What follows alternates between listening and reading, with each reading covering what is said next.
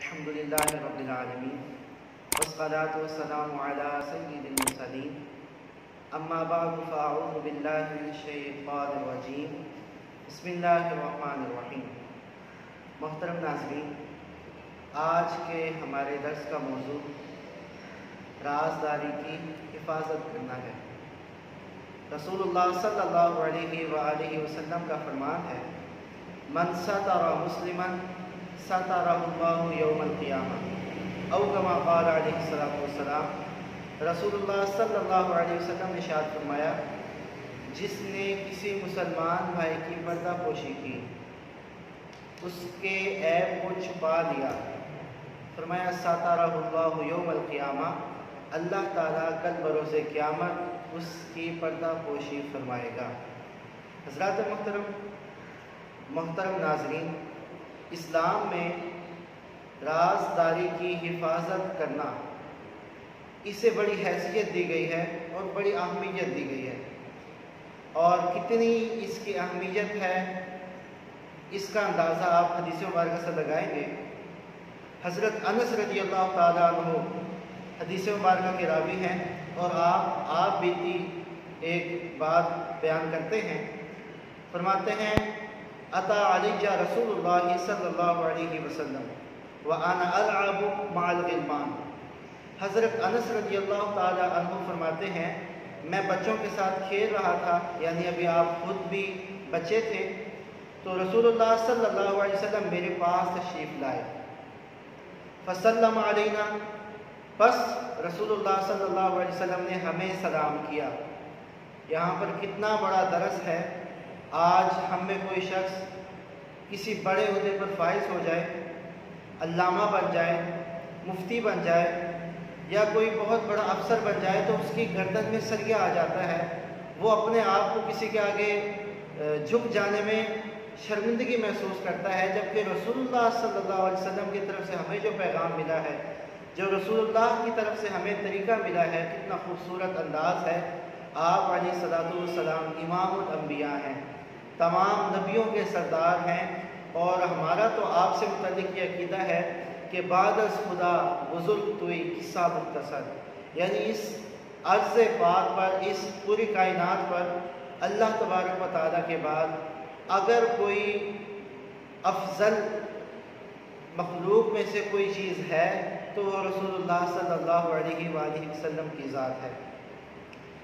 इसके बावजूद कि आप अफजलुल खल्क़ हैं, मखलूक में सबसे अफजल है, आप अलैहिस्सलातु वस्सलाम का तरीक़ा क्या है? हज़रत अनस फरमाते हैं, फसल्लम अलैना, रसूलुल्लाह सल्लल्लाहु अलैहि वसल्लम ने हमें सलाम किया, यानी बच्चों को सलाम किया। फ़बअसनी फ़ी हाजतिन, बस मुझे एक काम से भेज दिया।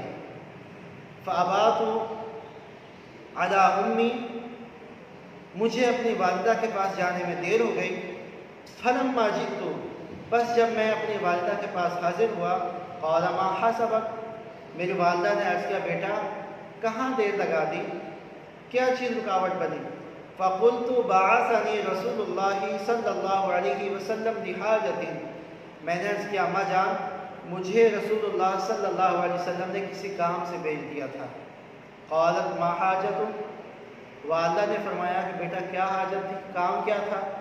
अब देखें कि हज़रत अनस रज़ियल्लाहु ताला अन्हु अभी अपने बचपन के ज़माना में हैं, लेकिन आपकी तरबियत चूँकि रसूलुल्लाह सल्लल्लाहु अलैहि वसल्लम ने की थी, आपको हुजूर के खादिम होने का एजाज़ हासिल है।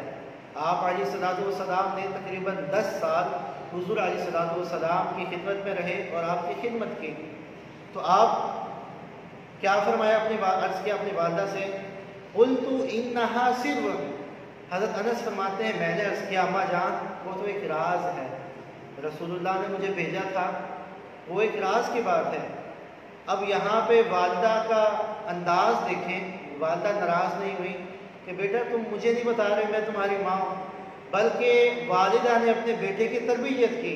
क़ालत लउख़बिरन्ना बिसिद्क़ि रसूलिल्लाहि सल्लल्लाहु अलैहि वसल्लम अहदा, हज़रत अनस फरमाते हैं कि मेरी वालिदा ने फरमाया, बेटा रसूलुल्लाह का राज किसी के सामने ज़ाहिर ना करना।